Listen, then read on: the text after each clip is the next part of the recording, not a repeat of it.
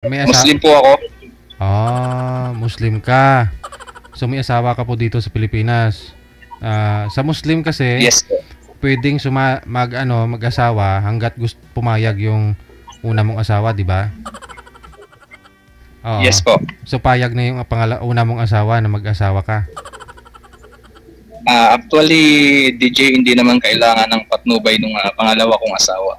Unless na kaya ko silang suportahan, pareho. Pangalawa, I mean yung una. Hindi kailangan ng ng approval ng una mong. Hindi na po kailangan. Ay, gano'n. Unless po na susuportahan po sila dalawa. Ganun pala yun. O, sige. Ma'am, usap po kayo. Baka ikaw na yung pangalawa. Hello ma'am, good evening po. Good evening po. Saan bansa kayo? Hong Kong, sir. Hong Kong. Hong Kong. Marami akong relatives diyan. Wala, baka nandito yung misis mo. Wala po akong misis dyan. Wala po. Ang misis ko po ay nasa Pilipinas. Saan ka sa Pilipinas, sir? Sa Laguna po. Laguna. Kayo po, kayo sa Pilipinas? Cagayan po. Cagayan. Cagayan Valley? Luzon po. Opo. Ano pong apelyido ninyo? May mga kakilala din ako sa Cagayan Valley. Bawal yun. Siguro ba? Wala. Sige, mamaya na lang. Off the air na lang natin. Ilang taon na po kayo, ma'am? 43. Hindi tayo magkalayo. Panganay lang ako sa inyo ng isang taon. 44 po ako. 44. May anak kayo, sir? Meron po isa. Kayo po? Taga saan po yung asawa niyo, sir? Laguna din po siya, ma'am. Laguna. Hindi ka na uwi ng Laguna? Actually po, umuwi naman po ako. Umuwi din ako sa family ko. Pero,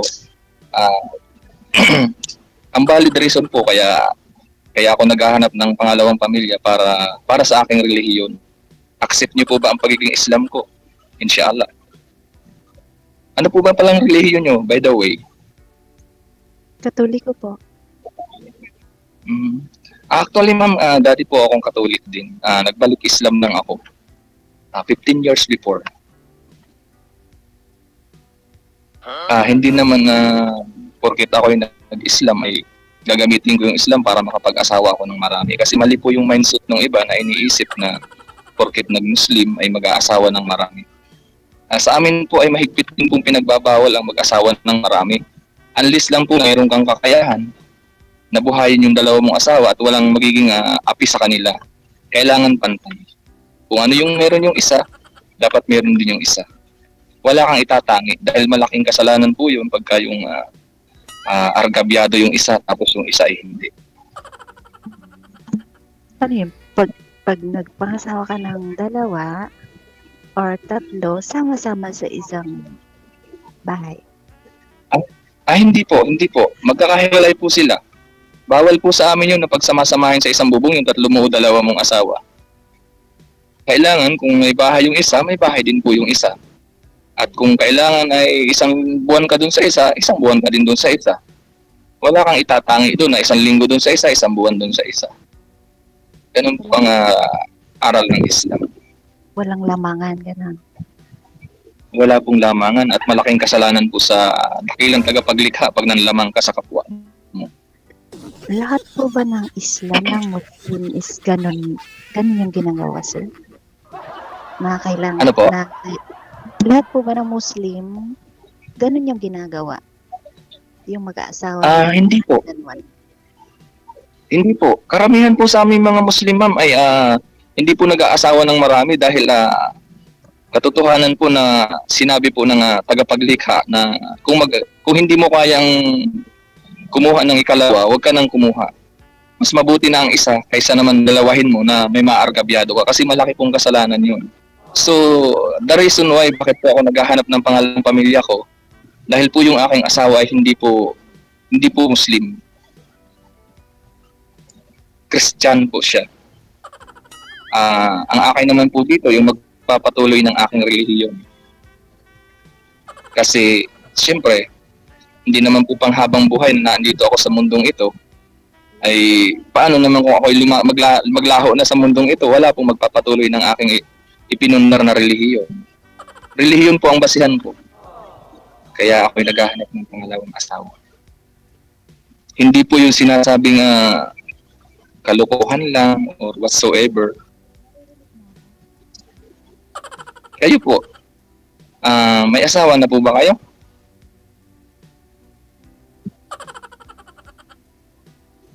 Hello, ma'am.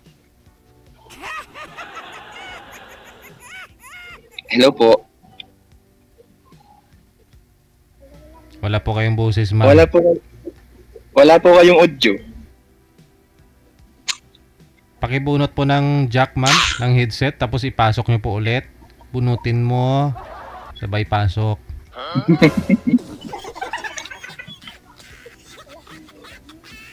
Hindi naman po kayo nakamute. Wala pong boses, ma'am. DJ, wala pong audio. Nabunot nyo na po ba, ma'am? Bunutin po ninyo yung jack, ma'am. I-loudspeaker po ninyo ang cellphone. Hello, DJ. Nabunot na po ba, ma'am? Ma'am, tanggalin nyo po yung headset. I-loudspeaker po yung cellphone.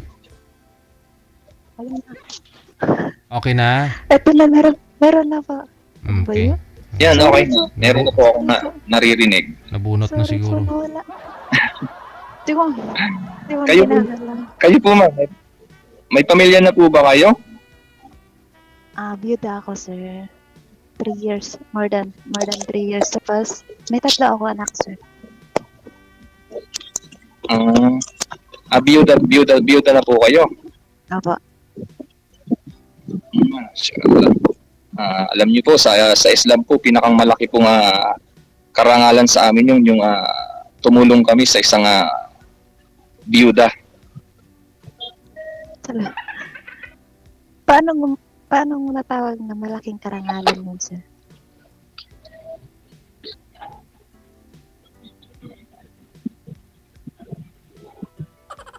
DJ, sa akin ba yung mahina ang signal o kayo, ma'am? Kayo po, sir. Di ko Mahina. Hello po. Nahiwalayan niya po pala yung asawa niya na yun, ma'am. Dahil hindi parehong Muslim. Hindi sila parehong Muslim. So, Katolik po ba, sir, yung asawa niyo po dati? Yung una mong asawa? Actually, DJ, Katolik po. Inano ko naman po sa kanya, in-explain ko naman po sa kanya yung regarding sa Islam. But sad to say po, talagang Ayaw niya. matindi po yung kanyang determinasyon para hindi ko siya madala sa relihiyon ko. So, pag sakali po ito si ma'am, ang gusto mo mangyari, pareho din po kayo, mag-convert si ma'am ng Muslim, ng Islam. Yes po. Okay. Yes Yun. po, kung accept po ni ma'am yung pagiging Muslim ko at willing siyang maging second family ko, why not po? Kinabahan ako, sir. Kasi wag po kayong matakot, ma'am. Wag po kayong matakot sa Muslim dahil wag niyo pong titingnan ang gawain ng Muslim. Kaya ang Muslim po ay tao. Ang Islam po ay relihiyon. Magkaiba po 'yon. Baka iniisip niyo porket ako'y Muslim, masama ako. Hindi po. Hindi naman, sir, ganon. Saan ka kinakabahan, ma'am? Magpa-convert? Hindi ka na makakain ng baboy? Hindi ka na makakain ng baboy, gano'n? Ewan ko. Salangaw. Ikaw din siya papayag ka. Hindi naman talaga ako kumakain ng baboy, ma'am. Karne lang. Karne. Karne, kumakain. Kahit hilaw pa nga eh.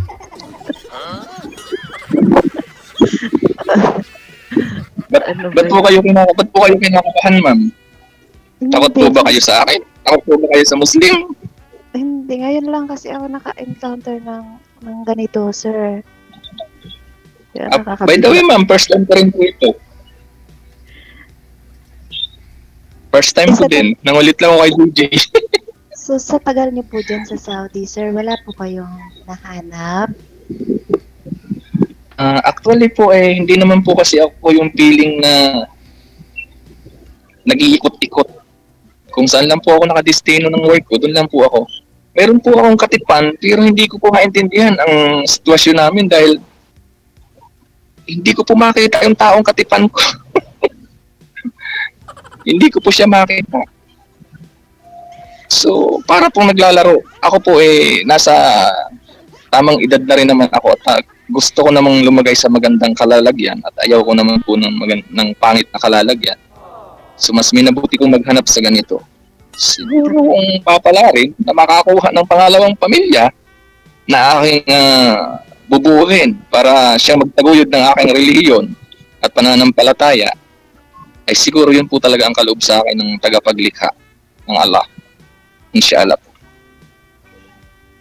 Huwag kayong matakot sa akin, parang takot na takot po kayo, para kayong nakakita ng multo. DJ, takot na takot sa akin, no? Huwag kayong matakot. Easy lang po kayo. Hindi po ako nangangain ng buhay, hindi po ako masamang tao. Pero nilalagnat na ako. Ilan na po ang anak ninyo? Tatlo po. Tatlo na. Kasi Ilang taon na po yung mga anak ninyo, ma'am? 21 yung panganay, sir. Babae. Tapos 2 lalaki. 2 college. Mashallah. Isang grade 11. Mashallah. Ayan yun, malalaki na pala yung mga anak niyo. Oo. May katuwang na kayo sa buhay. Pag natapos, sana. Hindi naman po malayong mangyaring makatapos sila basta ang kanilang pag-aaral isa sa puso lamang nila. Sa awa ng Diyos naman. Kasi ako po, okay naman. kasi ako po iisa lang ng aking anak. Lalaki? Lalaki po. Babae, Lalaki, sir. babae po. Babae. Actually, nung nasa Brunei po ako, kasi Muslim country po yun, di ba? Nag-Brunei din kasi ako. Yung yung kaibigan ko doon na isa, Muslim. Muslim siya. Hindi naman niya nababanggit na gano'n na pwedeng mag-asawa ng marami. Katulad po ma'am ng akong sinabi, ma'am, na Isa lang din naman ang asawa niya. katulad nga po ng aking sinasabi, ma'am, na sa amin po ang pag-aasawa ng isa at higit sa 2, pribileyo lamang po yun. Hindi po yun talaga ibig sabihin required. Pribileyo lang yun. Kung ikaw po ay may kakayanan na mag-asawa ng 2 o 1, 2 o higit pa sa 2, basta't wala kang maaapi. At titiyakin mo na doon sa pag-aasawa mong iyon ay masusuportahan mo sila. Financial, emotional, at saka sexually. At saka magagabayan mo siyang tama talaga. Yung tamang gabay, ha? Hindi yung pawindang-windang na gabay. Kasi pag pawindang-windang yung gabay mo, katotohanan, magkakasala ka lang sa pagkapaglikha mo. Ano yung windang-windang? Ano yung windang-windang? Ganun po. Ano yung windang-windang? Yung ano bang tawag? Yung ano lang po, yung baliwala lang, ganun. Yung parang pastime lang. Ibig ko pong sabihin hindi po, anak po ako ng mahirap. Ba't nag-asawa po kayo ng marami? Na isa pa? Katulad nga po ng sinasabi ko sa inyo, relihiyon po ang aking dahilan kung bakit po ako maghahanap ng pangalawang pamilya. Ang magtataguyod ng aking relihiyon. Dahil hindi naman po habang buhay na ako ay naandito sa mundong ito. Kasi ayaw nga pumayag ng una niyang asawa, ma'am, na mag-Muslim. Kasi ayaw niyang bitawan, ayaw niyang umalis sa pagkatoliko. Kaya ang gusto ni Sir, yung papayag na maging Muslim. Ikaw po, papayag po ba kayo? Ano yan? Hindi na ako pwedeng mag-anak. Kung hindi naman po hiling mag-anak. Bakit po ba? Ilang taon na po ba kayo? Di ba 43 pa lang po kayo? 43. Yeah. It's so young. At saka sa ano naman po, kahit paanong edad ng babae, kung bibiyayaan ka ng tagapaglikha ng anak, wala pong imposible. Mas bleed ako dito. Parang natatakot kayo sa akin, ma'am. Huwag kayong matakot at hindi ako nangangain ng buhay.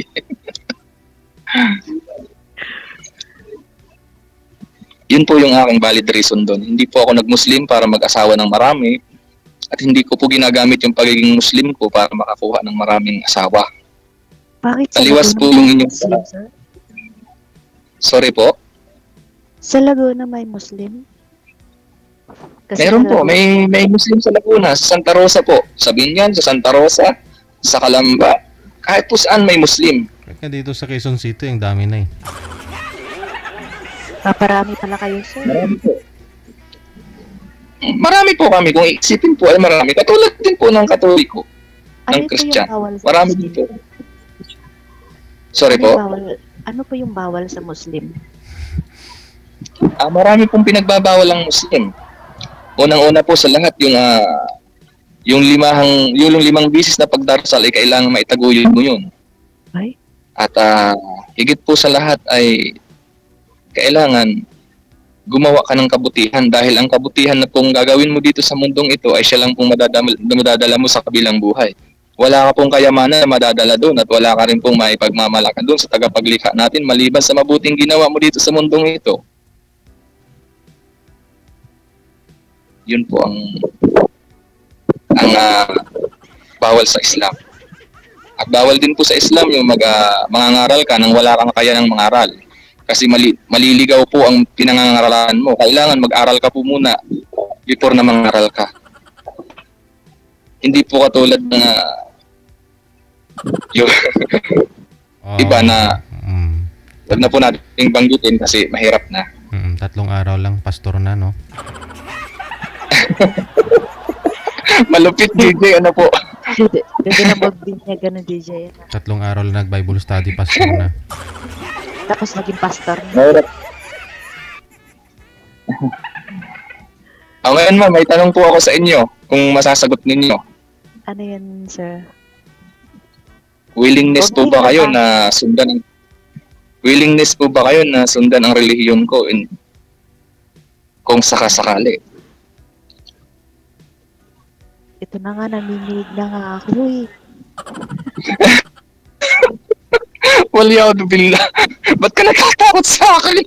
Hindi man ako masamang tao. Ba't ka natatakot? Ba't ka nanginginig? Dito nga, mas malamig dito. Nandito ako sa rooftop, oh. Malamig dito sa Hong Kong. Malamig ba dyan sa Saudi ngayon? Actually, ma'am, napakalamig. Nasa 8 degree kami ngayon.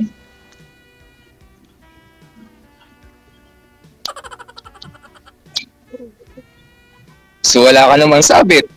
Sabi mo, Wala. wait ka na. Wala akong sabi.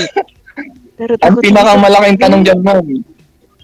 Ang pinakang tanong dyan, ma'am, kung kaya mong aksipin ang relihiyon na meron ako. At handa ka bang sundan ang relihiyon na meron ako?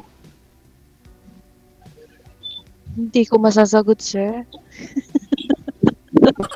Sabagay, ganun po talaga yun. Kasi tandaan po natin na si Allah po ang tagapaglikha po ang nagpapabago at nagpapabago-bago ng isip natin. Malay mo, one day, someday, ganyan, realize mo na mas mainam pala yung Muslim. So, why not? Nandito lang naman ako. Pero yung Paano po asawa niyo po magkasal? pala, sir, asawa niyo na yun, hindi po kayo kasal, sir? Kasi ayaw niya umalis sa pagkakatoliko. DJ kasal po kami noon sa Christianity. Okay. At before, Kasi before pong lumipad ako papunta ng Saudi Arabia, kasal na po ako noong 2009. sa Christian.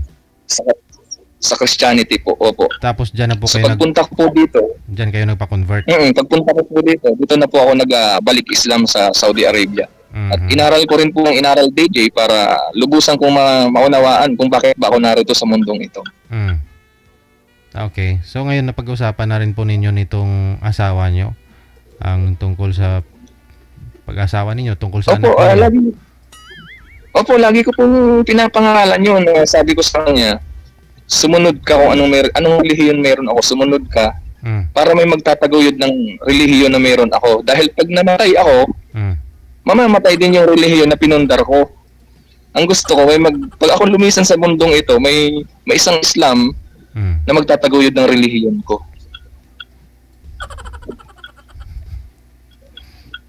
Yun po yung aking purpose. May anak ka naman na pa po, sir. Christian siya. Ayaw din niyang mag-Muslim. Iba din yung kanyang pananaw. So, sa pag-i-Islam po, hindi po yan sapilitan. Ang mahalaga po na ipaparating mo yung aral ng Islam at na ipauunawa mo sa isang tao. So, bahala na yung tao na pinaratingan mo ng aral na yun kung maiintindihan niya o hindi.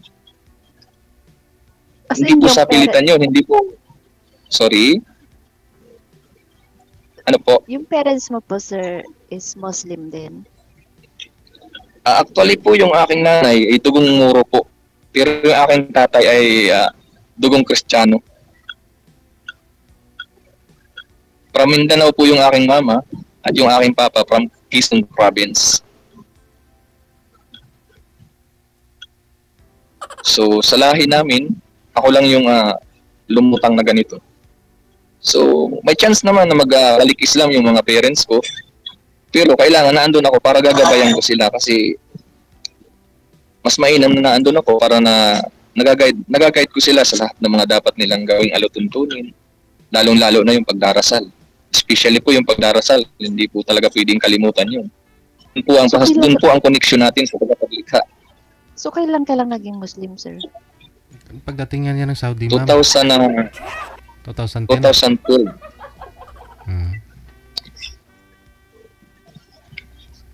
Hindi Yan, po. 2012 nag-Muslim na po ako. So wala po kayong balak, sir, na i-divorce mo yung asawa mo na sa Christian? DJ, kasalanan po yung pag inanal natin. Kasalanan yun. Magkakasala po. Kailangan, naandun din siya, patas din yung pakikisama mo. Kailangan pantay. Kasi lahat naman po tayong... ayaw umalis, ayaw bumitaw ng asawa po ninyo, sir, sa'yo? Kayo pa rin talaga. Sorry po? Ayaw niya bumitaw, kayo pa rin talaga hanggang ngayon. May connection po kami kasi doon po ako nagpapadala ng pera ko kasi yung pag-aaral ng aking anak. Pero lagi ko po siyang sinasabihan na mag-Muslim ka. Ayaw na ayaw po talaga. Hate na hate niya talaga yung pag-i-Islam. Ipinaliwanag ko rin po sa kanya. Sabi ko sa kanya, pag hindi ka nag-Muslim, maghahanap ako ng pangalawang pamilya ko na magtataguyod ng relihiyon ko. Ano sabi? Kasi ayaw kong lilisan ako sa mundong ito na walang magmamana ng relihiyon at pananampalataya ko. Ano pong reaksyon ni Mrs. mo, sir? Wala naman po, hindi naman po siya umimik. Sabi ko sa kanya, naihatid ko na sa iyo, naisabi ko na sa iyo ang lahat. Naipabatid ko na sa iyo ang Islam, kung ano ang Islam. Ang pag-asawa ko ay ang pagmumuslim ko ay hindi nangangahulugan mag-aasawa ako ng marami. Okay, sige. No? Ayun po, palaliman po ninyo, ma'am, ha? Ma'am, pag-isipan po ninyo. Walang sapilitan, gaya nga po ng sabi ni sir, walang sapilitan. Connected na po kayo sa isa't isa. Ipagpatuloy po ninyo sa off-cam pag-uusap ninyo. Maraming salamat. Sige po. Yung unang sumali si girl, hindi naman ganun kakabado eh. Pero ngayon yung mga naisagot na, tinatanong pa niya ulit, sabi ko parang grabe yung kaba ni girl. Marami naman po mga sumasali dito na Muslim. Nasa sa inyo po rin po yan, no?